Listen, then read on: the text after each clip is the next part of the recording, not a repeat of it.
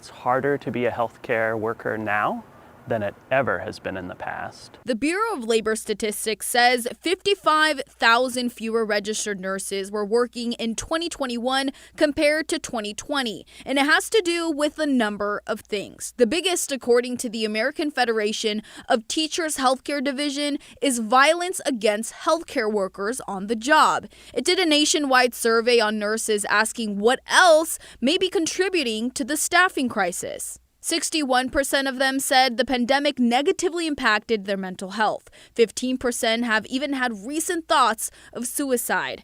And with fewer nurses, the ones who are on the job feel like their workload is much heavier. In Oregon specifically, 50% of our nurses said they're caring for too many patients on most of their shifts.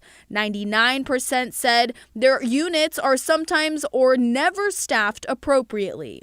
We're dealing with a public health crisis. It's only going to get worse over the next few months and years if we let it fester. Kevin Mealy is a spokesperson for the Oregon Nurses Association. He's not surprised by what the report found. When you don't have enough nurses, it means it takes longer for you to get into the hospital, it takes longer to get care inside the hospital, and it's going to take longer to leave the hospital. So that means worse care for patients and more likelihood that you're going to head back to the hospital because your problem wasn't able to get solved. Now, we did reach out to Providence, OHSU, Kaiser, Peace Health, and Legacy for a response.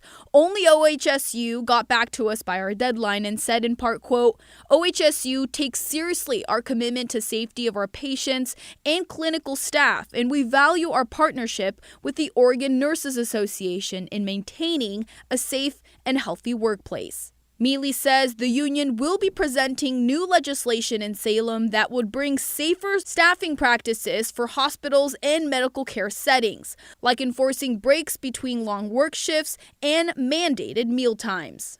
Daisy Caballero, KGW News.